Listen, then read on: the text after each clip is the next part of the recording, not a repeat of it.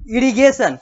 इस कक्षा में हम लोग बात करेंगे इरिगेशन का, यानी कि सिंचाई का, यानी कि पानी से जुड़ा हुआ वो पहलू जो कि कृषि के लिए, एग्रीकल्चर के लिए कार्य करता है। बात होगी इरिगेशन की, बात होगी पारस प्रकाशन पुस्तक के अनुसार, बात होगी पीएसबीआई पाठ्यक्रम के अनुसार। आप लोग जो अभी यह अध्याय पढ़ रहे हैं वो आप लोगों को आपकी कक्षा 8 में आने वाले सामाजिक विज्ञान के तहत इतिहास के अंतर्गत पढ़ना है, जहां पर हम लोग देख रहे हैं कि शाही शासन के दौरान, यानी कि इंपीरियल रूल के दौरान जो रूरल इकोनॉमी था, यानी कि जो ग्रामीण अर्थव्यवस्था था भारत का, वो कैसे प्रभावित हुआ, कितना प्रभावित हुआ, क्या क्या प्रभाव पड़ा, इन सारे चीजों की बात इस अध्याय में करनी है। यानी कि यह अध्याय जो है यह impact of imperial rule on rural economy है, जिसमें हम लोगों को इंपीरियल रूल यानी कि शाही शासन, यानी कि अंग्रेजों का शासन, यानी कि 19वीं शताब्दी और 20वीं शताब्दी के शासन का असर भारतीय ग्रामीण अर्थव्यवस्था पर कैसे क्या पड़ा, इन सारे चीजों की बात करनी है। और यह हम लोग कर रहे हैं पिछले कुछ कक्षाओं से, जहां पर हम लोग इस अध्याय में अलग अलग चीजों की बात कर रहे हैं, मैं आप लोगों को बता रहा हूं, और वो सारी बातें हो रही है जो आप लोगों को public school board of India और पारस प्रकाशन पुस्तक के अनुसार पढ़ने हैं। अब हम लोग आगे बढ़ते हैं, क्योंकि पिछली कक्षा में हम लोगों ने इरिगेशन से पहले पहले तक की बात की थी। अब हम लोग बात करेंगे इरिगेशन की, बात करेंगे सिंचाई की। लिखा हुआ है ड्यूरिंग ब्रिटिश रूल, यानी कि अंग्रेजों के शासन, यानी कि इंपीरियल रूल, शाही शासन की बात करें उस समय, with land under cultivation expanding, जो लैंड कल्टीवेशन का था, यानी कि जो वहां पर बुआई, जहां पर खेती हो रही थी, वो बढ़ता जा रहा था। More money was needed to be spent on irrigation, जिसके कारण से ज्यादा पैसे की जरूरत पड़ रही थी अलग अलग कृषि कार्य के लिए, जिसमें एक बहुत बड़ा कार्य जो था पानी वाला कार्य था, जिसको अंग्रेजी में इरिगेशन और हिंदी में सिंचाई कहते हैं। तो जमीन बढ़ता जा रहा था, तो अलग अलग खर्चे बढ़ रहे थे, जिसमें इरिगेशन भी एक खर्चा था, सिंचाई भी एक खर्चा था, उसका भी जो पैसा है, उसका भी जो चीज, उसका भी जो अर्थव्यवस्था है वो भी बढ़ता चला जा रहा था। If you compare the figure for investment in railway and irrigation, you will get a good picture. अगर हम लोग कंपेयर करें, तुलना करें वैसे खर्चे का जो कि रेलवे और इरिगेशन में हो रहा है, तो एक अच्छा चित्र देखने को मिलता है। सर अर्थस कॉटन एक व्यक्ति का नाम है, जो एक ब्रिटिश इरिगेशन इंजीनियर था, यानी कि एक अंग्रेज सिंचाई अभियंता था। इंजीनियर को हिंदी में अभियंता कहते हैं, इरिगेशन को हिंदी में सिंचाई कहा जाता है, और ब्रिटिश यानी कि अंग्रेज। तो सर अर्थस कॉटन जो एक ब्रिटिश इरिगेशन इंजीनियर था, whose project averted famines and stimulated the economy of southern India, began his irrigation work in 1828।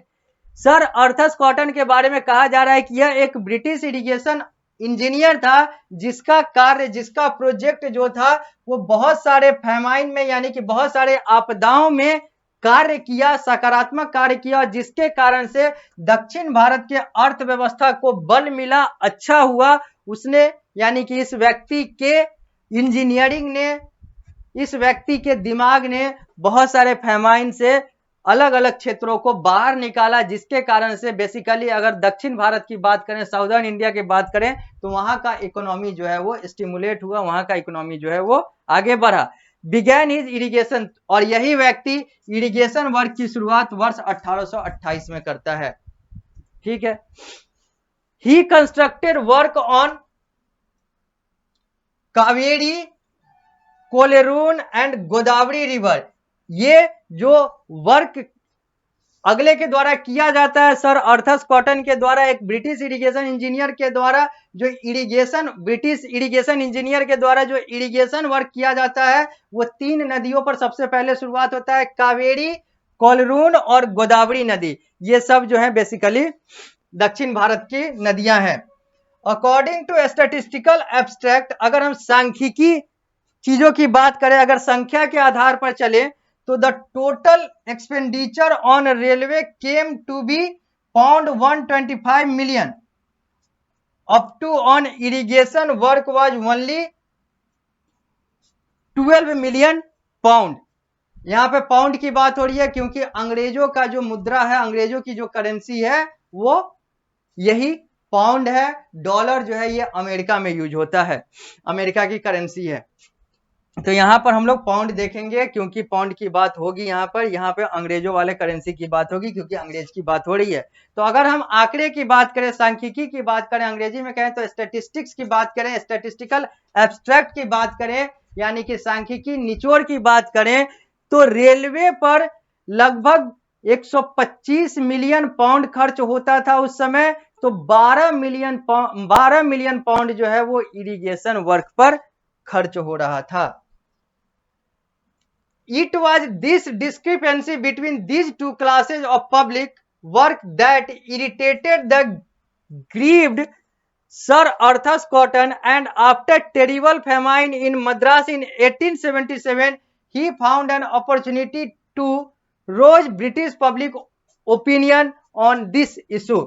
अब क्या हो रहा है कि एक तरफ 125 मिलियन डॉलर का बजट है तो एक तरफ मात्र 12 मिलियन डॉलर का बजट है, और यह जो इरिगेशन वाला जो सिर्फ मात्र 12 मिलियन डॉलर का जो बजट था, यह उस व्यक्ति को चुभ रहा था, परेशान कर रहा था, इरिटेट कर रहा था, जो इस चीज में आगे बढ़कर कार्य करना चाह रहा था, जिसका नाम था सर आर्थर कॉटन।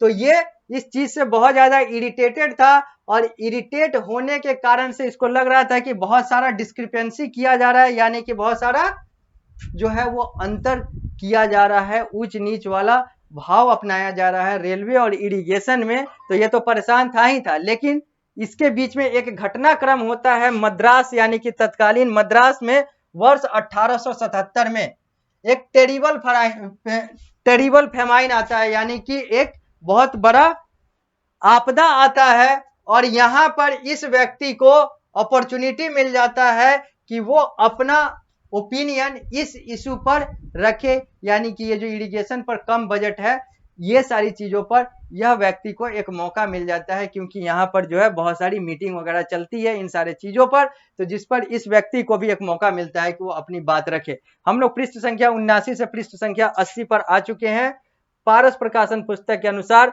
अब हम लोग बात करेंगे इंटरेस्टिंग फैक्ट का, रोचक तथ्य का। एक फेमाइन आता है बंगाल में, the Bengal famine of 1943 lost the life of 3 million people. 3 million लोगों का जीवन जो है बंगाल के एक आपदा, बंगाल के एक 1943 वाले फेमाइन में चला जाता है, यानी कि बंगाल में जो फेमाइन वर्ष 1943 में आता है उसमें लगभग 3 मिलियन लोग जो हैं वो मारे जाते हैं। The British had refused to divert resources for famine relief because of World War II.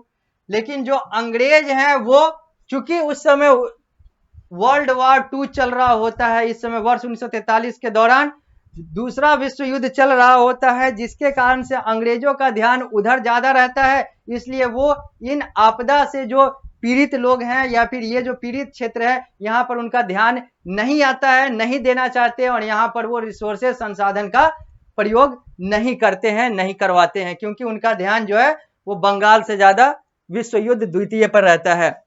According to Kathleen Gough, a pioneer in the study of famine, एक व्यक्ति है कैथलीन गॉफ जो फेमाइन यानी कि यही सारे चीजों पर रिसर्च करता है, रिसर्च कर रहा होता है। A total of 20,687, यहाँ पर लिखा हुआ है कि टोटल इतना famine death in India occurred between 1866 और 1943। ये जो कैथलीन गफ है, जो कि एक फेमाइन एक्सपर्ट है, यानी कि इसी पर अगला रिसर्च कर रहा होता है, पढ़ रहा होता है, शोध कर रहा होता है, अनुसंधान कर रहा होता है, उसके अनुसार वर्ष 1866 से 1943 के बीच में इतने लोग, यानी कि 20,68,7,000 इतने लोग जो हैं वो इस फेमाइन से मारे जाते हैं, प्रभावित हो जाते हैं। तो यहां पर कितना है, यहां पर जो आंकड़ा है ये 20,06,00,000 87,000 यानी कि 20,06,87,000 लोग जो हैं वो इस आंकड़े के अनुसार, कैथलीन गफ के आंकड़े के अनुसार वर्ष 1866 से 1943 के बीच में मारे जाते हैं फेमाइन से।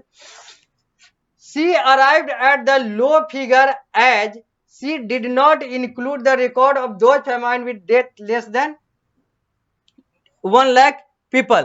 अब यहां पर क्या है कि यह आंकड़ा इसलिए और कम दिखता है या फिर कम है क्योंकि ये जो व्यक्ति थे, ये एक महिला थी, ये जो व्यक्ति थी ये उन सारी जगहों के डेटा को इंक्लूड नहीं की जहां पर 1 लाख से कम लोगों की मृत्यु हुई। यहां यानी कि 1 लाख से कम वाले क्षेत्र का इसमें डेटा में आंकड़ा जो है वो सम्मिलित नहीं है। और ये आंकड़ा अगर सम्मिलित हो तो ये जो 20,06,87,000 वाला जो आंकड़ा है ये और ज्यादा आगे बढ़ जाएगा, जो कि वर्ष 1866 से 1943 के बीच में हुआ था, यानी कि फेमाइन डेथ की बात करें तो। अब हम लोग आगे बढ़ते हैं और बात करते हैं रिलीफ कैंप की। अब बात होगी रिलीफ कैंप की। The idea of relief camp slowly took shape. ये जो रिलीफ कैंप यानी कि ये जो आइडिया था रिलीफ कैंप का, ये भी धीरे धीरे स्थापित होता है, धीरे धीरे अपना आकार प्रकार लेता है।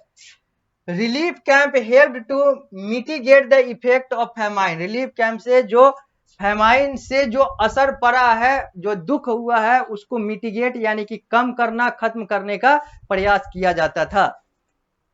Many British officers believed that relief would make people lazy and dependent on the government। बहुत सारे ब्रिटिश ऑफिसर यानी कि अंग्रेज अधिकारी का मानना था कि ये जो रिलीफ वाला जो कंसेप्ट है, ये जो मदद करके जो सेवा करने वाला जो कंसेप्ट है, इससे क्या होगा कि जो लोग सेवा करवाएंगे वो लोग इसके आदी हो जाएंगे। उनको लगेगा कि सब कुछ तो हमको मुफ्त में मिल ही रहा है, तो फिर क्या मेहनत करना है, तो वो लोग आलस्य के शिकार हो जाएंगे।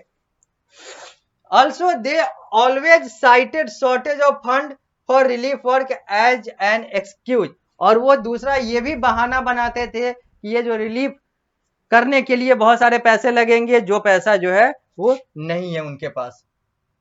अब हम लोग बात करते हैं अदर फैक्टर्स का, यानी कि इंपीरियल रूल का जो असर पड़ा इंडियन रूरल इकोनॉमी में, उसके कुछ अदर फैक्टर्स देखेंगे हम लोग। ये हम लोग का लास्ट पॉइंट है, इसके साथ हम लोग का यह अध्याय समाप्त होगा।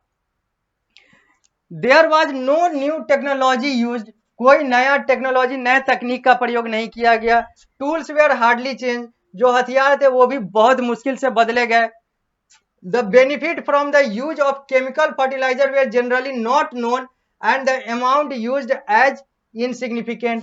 जो केमिकल फर्टिलाइजर थे, जो रासायनिक जो फर्टिलाइजर थे, यहां पर इसका कैसे प्रयोग किया जाए, इसका कैसे सकारात्मक प्रयोग किया जाए, ये भी लोगों को नहीं पता था। और जो थे भी, जितना जो केमिकल फर्टिलाइजर था वो भी पर्याप्त नहीं था, अपर्याप्त था। Another indicator agriculture education was very poor. जो कृषि के बारे में लोगों को जो शिक्षा था वो भी बहुत कम था। इन 1916 वर्ष 1916 में the number of agriculture colleges was 5 and student 455।